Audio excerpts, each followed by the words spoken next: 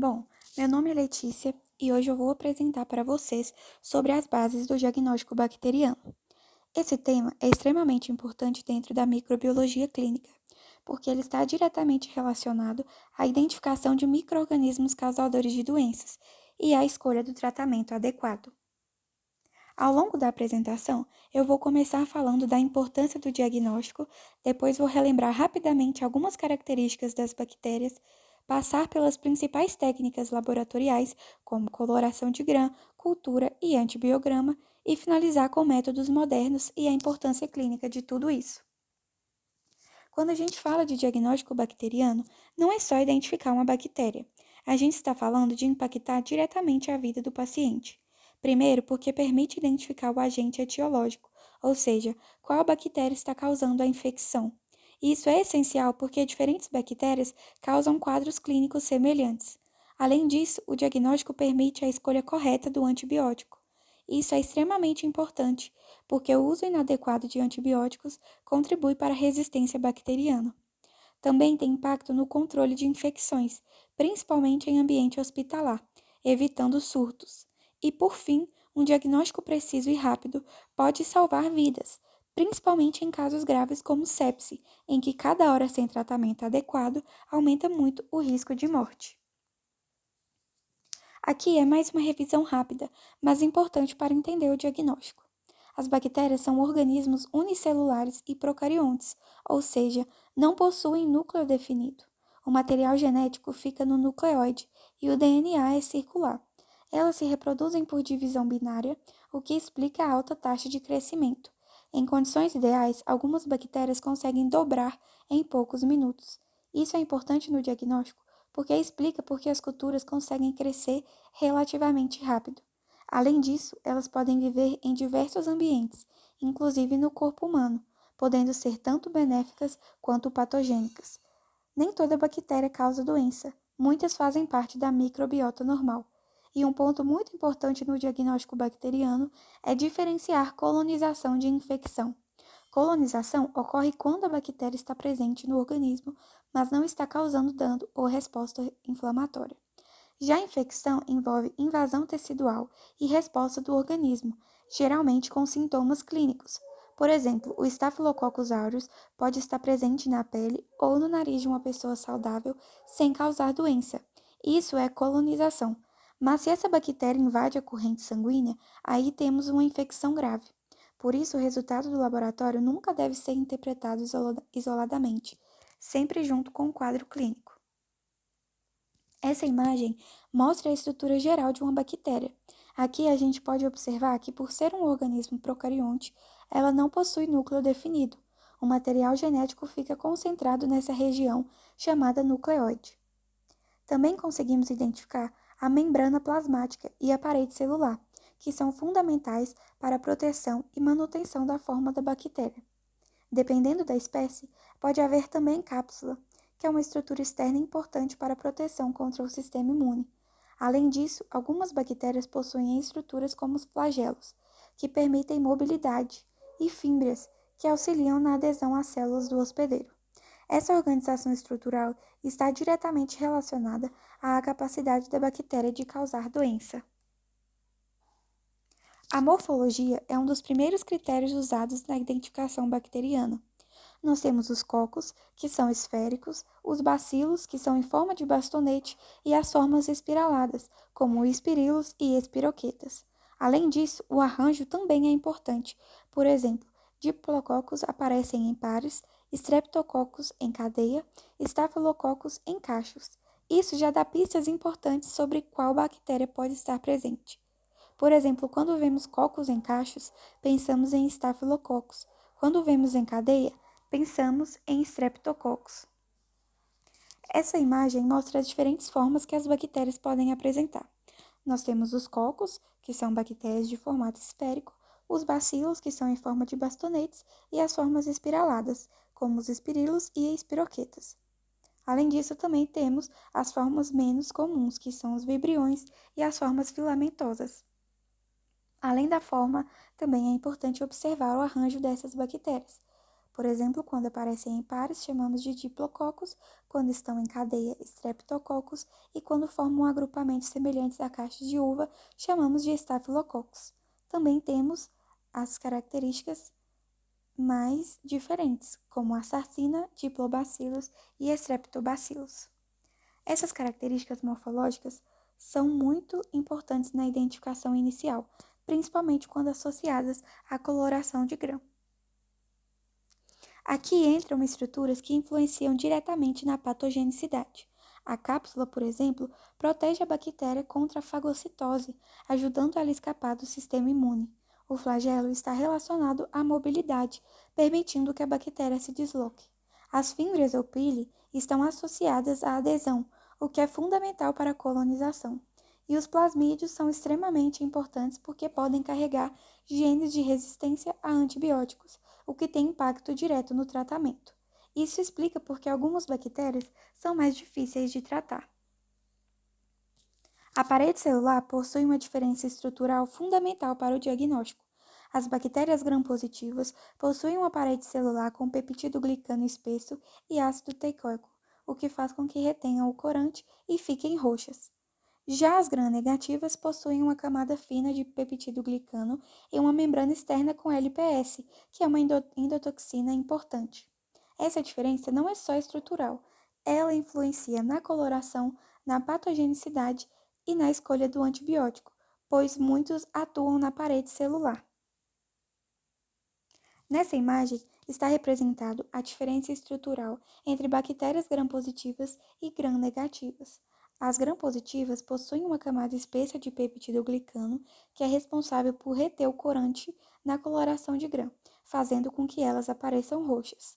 Já as gram-negativas têm uma camada mais fina de peptidoglicano e uma membrana externa adicional, que contém lipopolissacarídeos, conhecidos como LPS, que tem papel importante na patogenicidade. Essa diferença estrutural, como eu já falei, é fundamental não só para a coloração, mas também para a escolha do antibiótico, já que algumas drogas atuam especificamente na parede celular. A coloração de grão é uma das primeiras técnicas realizadas no laboratório. Ela segue 4 etapas principais: cristal violeta, lugol, descoloração com álcool ou acetona e a safranina, que é o contracorante.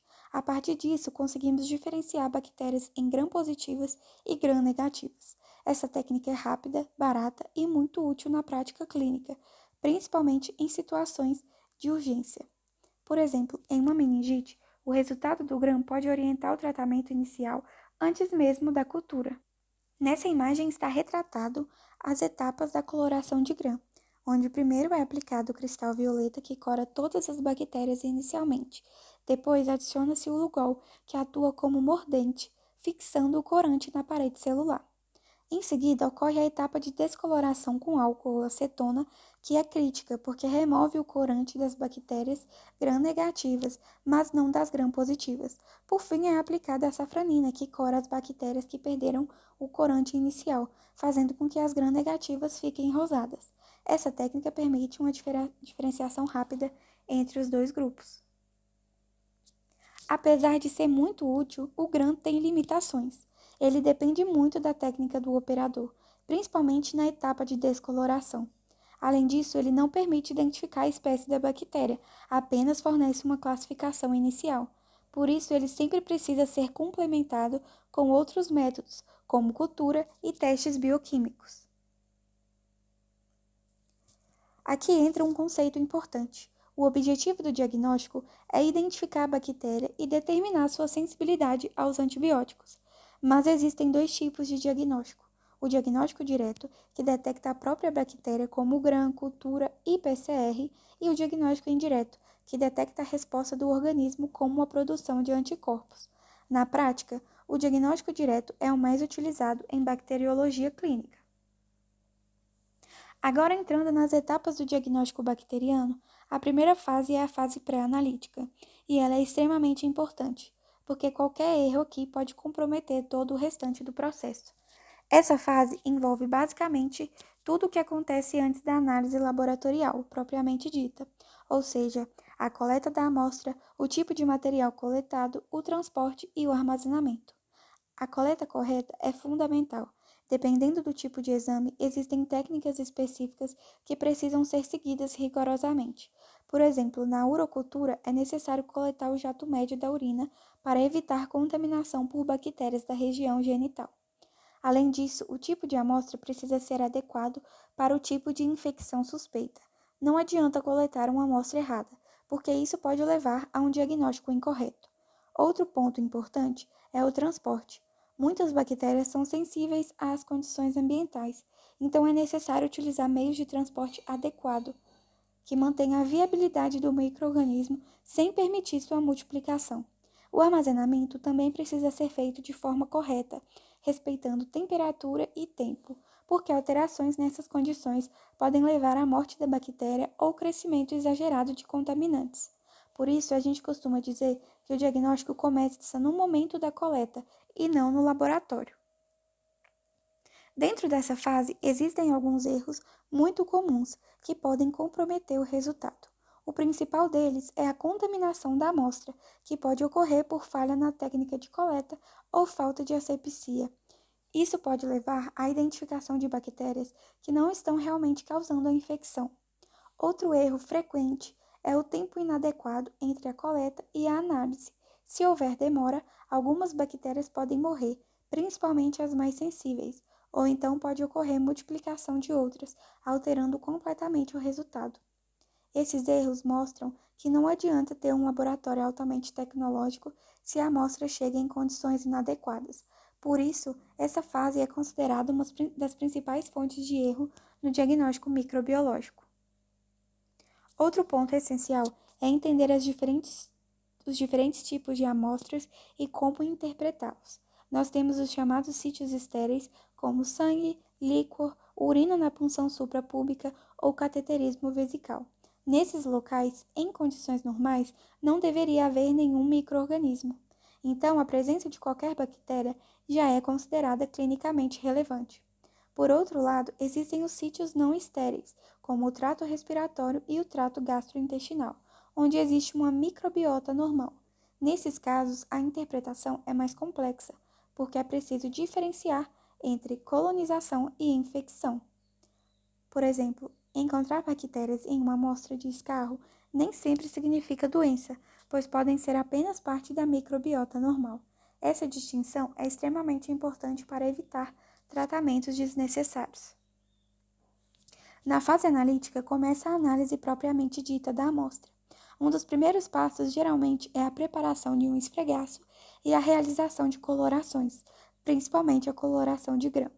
Essa técnica é muito importante porque fornece informações rápidas sobre a bactéria, como sua morfologia e classificação em gram-positiva ou gram-negativa. Além disso, em alguns casos específicos, pode ser utilizada a coloração de Ziehl-Neelsen, que é indicada para a identificação de bactérias álcool-ácidos resistentes, como as micobactérias. Essa etapa é muito útil na prática clínica, principalmente em situações de urgência, porque permite uma orientação inicial do tratamento antes mesmo de outros resultados ficarem prontos.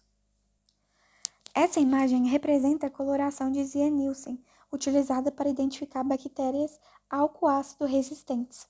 Essas bactérias possuem uma parede celular rica em lipídios, o que dificulta a coloração convencional. Por isso, é necessário um método específico que utiliza calor e corantes mais fortes, como é o caso do azul de metileno. Após o processo, as bactérias álcool-ácido resistentes permanecem coradas, enquanto as demais perdem o corante. Esse método é muito importante, principalmente para o diagnóstico de doenças como a tuberculose. Após a análise inicial, uma das etapas mais importantes é o cultivo da bactéria. O cultivo consiste em fornecer condições ideais para que a bactéria cresça em meios de cultura específicos. Isso permite observar características importantes, como o aspecto das colônias, a cor, o tamanho e a presença de hemólise. No entanto, muitas vezes a amostra contém mais de um tipo de bactéria, então é necessário realizar o isolamento, que consiste em separar essas bactérias e obter colônias puras. Isso é fundamental porque a identificação e os testes posteriores precisam ser feitos em uma única espécie bacteriana para garantir resultados confiáveis. Depois que a bactéria cresce e é isolada, passamos para a identificação, que pode ser feita por diferentes métodos, incluindo testes bioquímicos e características fenotípicas. O objetivo é identificar a bactéria até nível de gênero e espécie, o que é essencial para entender o tipo de infecção e escolher o tratamento adequado.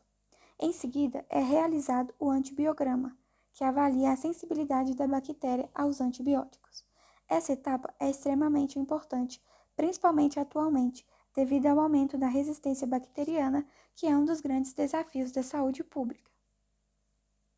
Os meios de cultura são fundamentais para o crescimento e identificação das bactérias. Eles podem ser classificados de várias formas. Uma delas é quanto à composição química, podendo ser definidos ou complexos. Também podem ser classificados quanto à função, como meios de transporte, enriquecimento, seletivos e diferenciais. Cada tipo de meio tem uma finalidade específica, e a escolha do meio adequado depende do tipo de bactéria que se deseja isolar. Por exemplo, meios seletivos permitem o crescimento apenas de determinados grupos bacterianos, enquanto meios diferenciais permitem distinguir bactérias com base em características metabólicas. Os meios de cultura podem ser classificados de acordo com a sua função, e aqui nós temos duas muito importantes: os meios de transporte e os meios de enriquecimento. Os meios de transporte, como Sturt, Ames e Carey Blair, são utilizados para levar a amostra do local de coleta até o laboratório, mantendo as bactérias viáveis, ou seja, vivas, mas sem permitir que elas se multipliquem. Isso é fundamental porque se as bactérias começarem a crescer durante o transporte, a gente pode alterar completamente a quantidade original presente na amostra, o que compromete o diagnóstico. Então, o objetivo aqui não é crescer bactéria, mas preservar exatamente o que foi coletado. O meio de Sturt é um dos meios de transporte mais utilizados na microbiologia clínica. Ele é um meio semissólido, pobre em nutrientes, o que impede a multiplicação bacteriana, mas mantém a viabilidade dos micro-organismos. A sua função principal é preservar a amostra sem alterar a quantidade de bactérias presentes. É muito utilizado para transporte de amostra de secreções, como suave de orofaringe, feridas ou trato respiratório. O meio de Ames é uma modificação do meio de Sturt, com algumas melhorias na sua composição. Ele possui substâncias que aumentam a estabilidade das bactérias durante o transporte, como tampões que mantêm o pH mais estável. Pode conter carvão ativado, que ajuda a neutralizar substâncias tóxicas presentes na amostra. Algumas secreções podem conter compostos que prejudicam a sobrevivência das bactérias, e o carvão ajuda a reduzir esse efeito. É muito utilizado para transporte de swabs clínicos em gerais. O meio de Carey Blair é especialmente utilizado para transporte de amostras fecais. Ele possui pH levemente alcalino e baixa concentração de nutrientes, o que ajuda a preservar bactérias entéricas. É indicado para manter a viabilidade de patógenos intestinais como Salmonella e Shigella. Esse meio evita o crescimento excessivo da microbiota normal, permitindo que patógenos sejam identificados posteriormente. Já os meios de enriquecimento têm uma função diferente. Eles são utilizados quando a quantidade de bactérias na amostra é muito pequena ou quando existem muitos outros micro-organismos misturados. Nesse caso, esses meios, como o BHI e o tioglicolato, são ricos em nutrientes e favorecem o crescimento bacteriano, aumentando a quantidade de bactérias de interesse. Isso facilita a detecção posterior, principalmente em situações em que o patógeno está em baixa concentração. Ou seja, enquanto os meios de transporte preservam a amostra, os meios de enriquecimento potencializam o crescimento bacteriano, e ambos são fundamentais para garantir um diagnóstico confiável. Além dos meios de transporte e enriquecimento, nós temos os meios de cultivo e os meios diferenciais, que são fundamentais na fase analítica do diagnóstico bacteriano. Os meios de cultivo têm como principal função permitir o crescimento e o isolamento das bactérias presentes na amostra. Ou seja, a partir de uma amostra que pode ter vários micro-organismos misturados, conseguimos isolar colônias puras, compostas por um único tipo de bactéria. E isso é essencial porque só com uma colônia isolada conseguimos realizar a identificação correta e o antibiograma.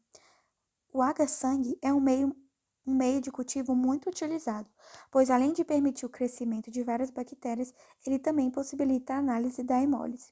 A hemólise está relacionada à capacidade da bactéria de destruir hemácias, o que pode estar associado à produção de toxinas e à virulência. Já os meios diferenciais têm a função de distinguir bactérias com base em características metabólicas. Eles contêm substâncias que mudam de cor ou aparência dependendo da atividade da bactéria. Um exemplo clássico é a fermentação da lactose. Bactérias que fermentam lactose produzem ácido, o que provoca mudança de cor no meio, permitindo diferenciá-las das que não fermentam. Portanto, enquanto os meios de cultivo permitem o crescimento e isolamento das bactérias, os meios diferenciais permitem identificar características metabólicas importantes, sendo ambos essenciais para o diagnóstico microbiológico. Os meios de cultura também podem ser classificados em seletivos e não seletivos, e essa classificação é muito importante para direcionar o crescimento bacteriano no laboratório. Os meios seletivos são aqueles que permitem o crescimento de apenas um grupo específico de bactérias, enquanto inibem o crescimento de outros. Isso é feito através da adição de substâncias inibidoras, como antibióticos, sais biliares ou corantes, que impedem o crescimento de determinados micro-organismos. O Agarmar-Conkey é um exemplo clássico de meio seletivo, pois ele inibe o crescimento de bactérias gram-positivas e permite o crescimento de gram-negativas. Além disso, ele também é diferencial, pois permite identificar a fermentação da lactose. O meio CNA contém antibióticos que inibem bactérias gram-negativas, permitindo o crescimento de gram-positivas. Os meios seletivos são muito úteis quando a amostra possui muitos micro-organismos diferentes, pois ajudam a filtrar o grupo de interesse. Já os meios não seletivos permitem o crescimento de praticamente todos os tipos de bactérias. Eles não possuem substâncias inibidoras, sendo utilizados quando queremos observar o crescimento geral da microbiota presente na amostra. O meio clade é bastante utilizado em uroculturas, pois permite o crescimento de diversas bactérias e facilita a observação das colônias. Além disso, ele evita o fenômeno de swarming, que é o espalhamento excessivo de algumas bactérias, como proteus, o que poderia dificultar a análise.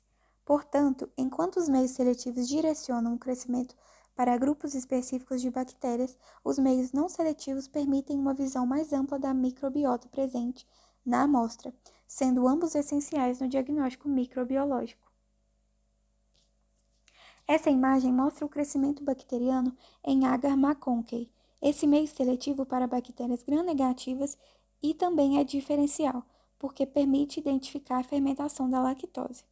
As bactérias que fermentam lactose formam colônias rosadas, enquanto as que não fermentam permanecem incolores. Essa diferenciação é muito útil na identificação de enterobactérias. Essa imagem mostra o agar-sangue, que é utilizado para observar a hemólise. A hemólise pode ser de 3 tipos, alfa, beta e gama. Essa característica ajuda na identificação de algumas bactérias, principalmente do gênero Streptococcus. A hemólise beta é a destruição total das hemácias, formando uma zona clara ao redor da colônia. A hemólise alfa é parcial, com uma coloração um pouco esverdeada. E a hemólise gama representa a ausência de hemólise. Nós também temos o agar cromogênico, que está demonstrado nessa imagem. Ele contém substâncias que mudam de cor de acordo com a atividade metabólica da bactéria. Isso permite uma identificação mais rápida e visual de diferentes micro-organismos, sendo muito utilizado em exames como urocultura. A urocultura é utilizada para diagnosticar infecções do trato urinário. A coleta deve ser preferencialmente por jato médio para evitar contaminação, e a análise envolve a quantificação bacteriana, o que ajuda a diferenciar a infecção de contaminação. No laboratório, a urina é semeada em meios de cultura com alça calibrada, permitindo quantificação bacteriana. Essa técnica permite estimar o número de bactérias por mililitro. A quantidade de bactérias é expressa em unidades formadoras de colônia por mililitro, as chamadas UFC por ml. Valores acima de 100.000 UFC por ml geralmente indicam infecção urinária. Já valores menores podem indicar contaminação ou colonização, dependendo do contexto clínico. Por isso, a técnica da alça calibrada é essencial, porque permite essa quantificação de forma padronizada. Isso mostra que na microbiologia não é só tem ou não tem bactéria, mas também quanto tem. Já a hemocultura é utilizada para detectar bacteremia ou sepse, sendo um exame extremamente importante em pacientes graves. Nesse caso, a coleta deve ser feita de forma asséptica e geralmente são coletadas múltiplas amostras para aumentar a sensibilidade do exame.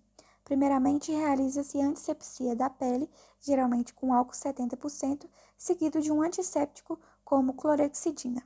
Em seguida, é feita a punção venosa e o sangue é coletado diretamente em frascos específicos de hemocultura. Esses frascos contêm meio de cultura líquido que permite o crescimento bacteriano. É importante a análise adequada, pois, por exemplo, se apenas um frasco cresce e os outros não, pode ser contaminação, mas se vários frascos apresentam crescimento da mesma bactéria, isso indica uma infecção verdadeira. Outro ponto importante é o volume de sangue coletado, porque quanto maior o volume, maior a chance de detectar bactérias presentes em baixa quantidade. Após a coleta, os frascos são incubados em sistemas automatizados que detectam crescimento bacteriano. Quando há crescimento, o material é semeado em meios sólidos para isolamento e identificação. Em infecções de tecidos ou órgãos, a coleta pode ser feita por fragmentos ou secreções. Sempre que possível, é preferível coletar fragmentos de tecido ao invés de suave, pois fornecem maior quantidade de material e menor risco de contaminação. O material pode ser obtido por biópsia, aspiração ou drenagem.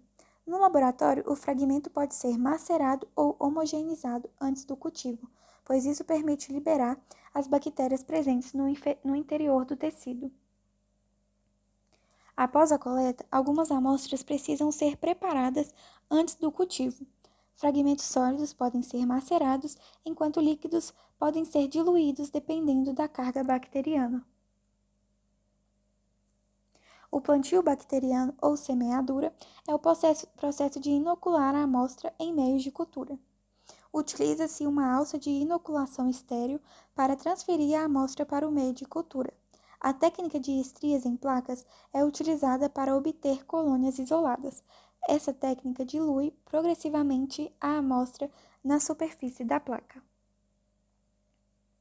Agora, além de escolher o meio de cultura adequado, é fundamental entender que as bactérias precisam de condições específicas para crescer. Nem todas as bactérias crescem nas mesmas condições. Algumas são aeróbias, ou seja, precisam de oxigênio para sobreviver. Outras são anaeróbias, que não toleram o oxigênio e só crescem em ambientes sem esse gás.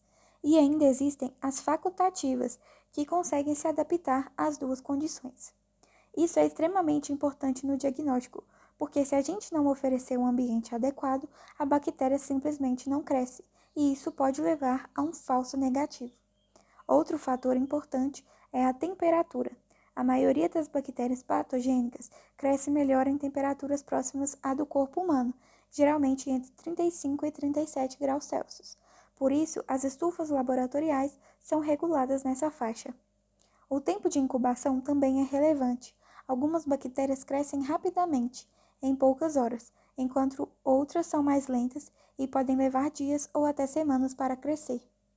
Isso é importante porque influencia o tempo do diagnóstico. Em alguns casos, o médico precisa iniciar o tratamento antes mesmo do resultado final, baseado em dados preliminares. Depois que ocorre o crescimento bacteriano, entra uma etapa muito importante, que é a interpretação do cultivo. Não basta apenas observar que houve crescimento, é necessário analisar as características das colônias. Entre essas características, a gente observa a cor, o tamanho, a forma, o aspecto da superfície, o tempo de crescimento e também a presença de hemólise, quando se utiliza agar-sangue. Essas informações ajudam a direcionar a identificação da bactéria. Por exemplo, algumas bactérias produzem pigmentos específicos, outras têm crescimento mais rápido ou mais lento. Além disso, a interpretação do cultivo sempre deve ser feita em conjunto com outros dados, como a coloração de grã e o tipo de amostra.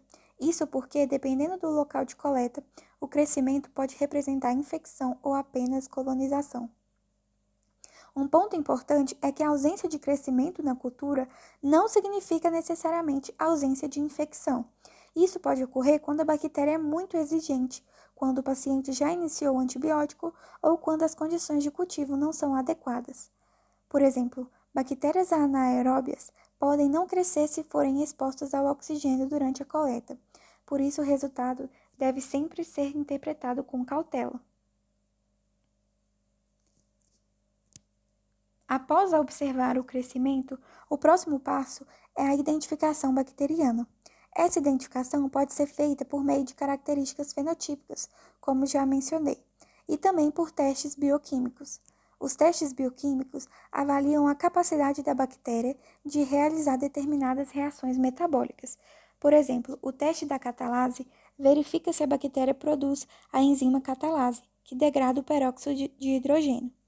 Esse teste é muito útil para diferenciar bactérias do gênero Staphylococcus, que são catalase positivas, de Streptococcus, que são catalase negativas. Outro exemplo é o teste da oxidase, que avalia a presença de enzimas da cadeia respiratória. Esses testes são relativamente simples, mas fornecem informações muito importantes para a identificação. Além disso, existem sistemas automatizados que realizam vários testes simultaneamente, acelerando o processo. Uma das etapas mais importantes do diagnóstico bacteriano é o antibiograma, porque ele está diretamente relacionado ao tratamento do paciente. O antibiograma é um teste que avalia a sensibilidade da bactéria a diferentes antibióticos. O método mais comum é o de disco de fusão, também conhecido como método de Kirby-Bauer. Nesse método, discos impregnados com antibióticos são colocados sobre uma placa com a bactéria e, após a incubação, observa-se a formação de halos de inibição ao redor dos discos. Quanto maior o halo, maior a sensibilidade da bactéria ao antibiótico. Com base nesses resultados, a bactéria é classificada como sensível, intermediária ou resistente. Além disso, pode ser determinada a concentração inibitória mínima, ou seja, a menor concentração do antibiótico capaz de inibir o crescimento da bactéria. Esses resultados seguem padrões internacionais, como os definidos por CLSI ou EUCASH, garantindo padronização e confiabilidade. Essa etapa é fundamental, principalmente devido ao aumento da resistência bacteriana, que é um grande problema de saúde pública atualmente. Sem o antibiograma, o tratamento seria empírico, o que aumenta o risco de falha terapêutica. Essa imagem representa o antibiograma pelo método de disco de fusão. Aqui, a gente pode observar os discos impregnados com antibióticos e os halos de inibição ao redor deles. A partir do tamanho desses halos, a bactéria pode ser classificada como sensível, intermediária ou resistente. Esse teste é fundamental para orientar o tratamento do paciente. Mas vale ressaltar que as bactérias podem desenvolver resistência por vários mecanismos, como produção de enzimas que inativam o antibiótico, alteração do alvo do medicamento ou diminuição da entrada do fármaco na célula.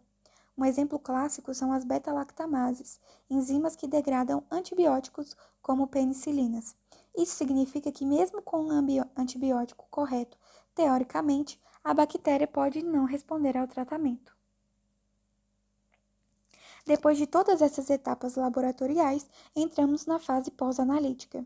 Essa fase envolve a emissão do laudo e a interpretação clínica dos resultados. Não basta apenas identificar a bactéria e determinar sua sensibilidade. É necessário correlacionar esses dados com o quadro clínico do paciente. Por exemplo, a presença de uma bactéria em uma amostra pode ter significados diferentes dependendo do contexto clínico. Por isso, a comunicação entre o laboratório e o médico é fundamental para garantir um diagnóstico correto e um tratamento adequado.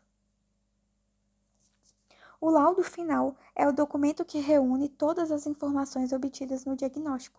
Ele deve ser claro, objetivo e conter informações essenciais, como a bactéria identificada, o método utilizado e os resultados do antibiograma. Esse laudo é utilizado pelo médico para tomar decisões terapêuticas, então precisa ser confiável e bem estruturado.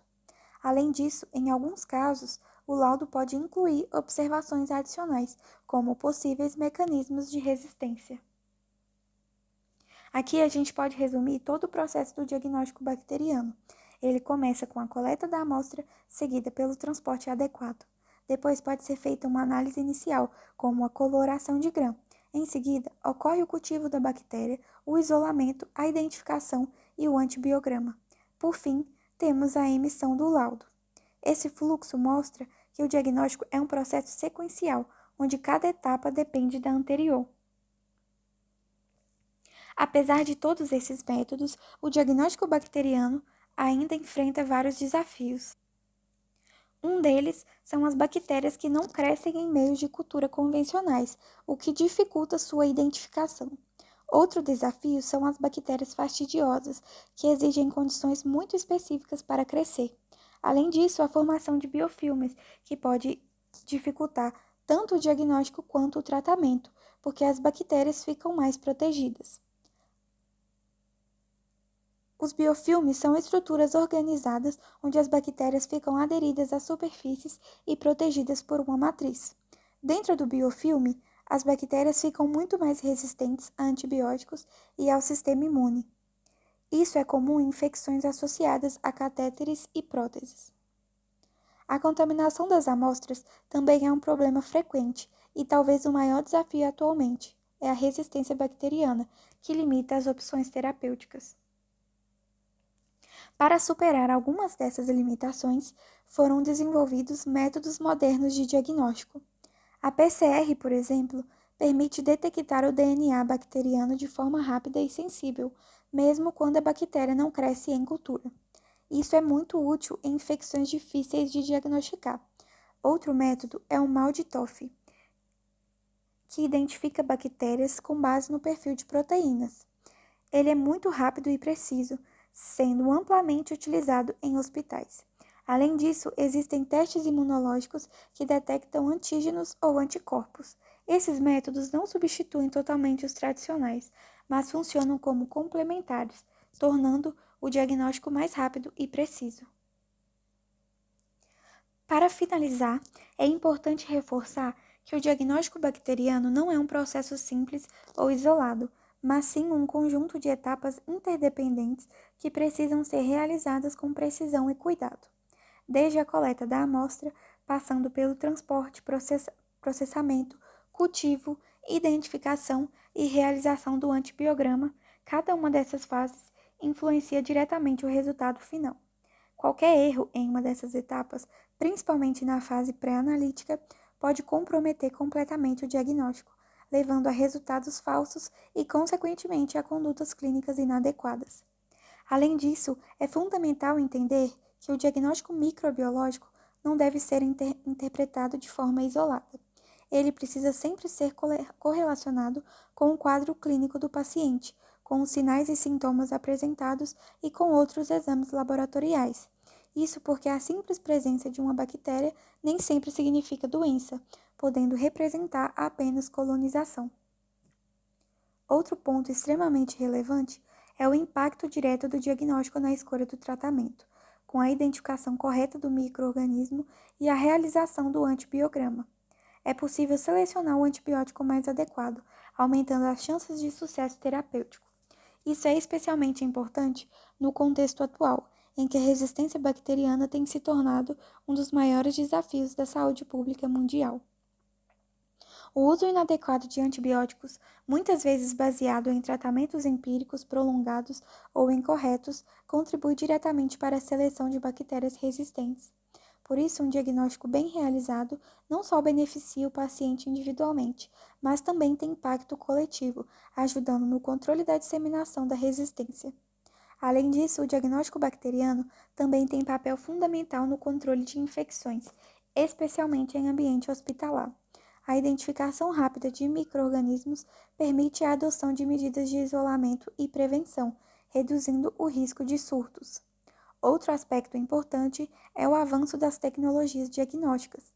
Métodos modernos como a PCR e o MALDI-TOF têm permitido diagnósticos mais rápidos e precisos, muitas vezes em poucas horas.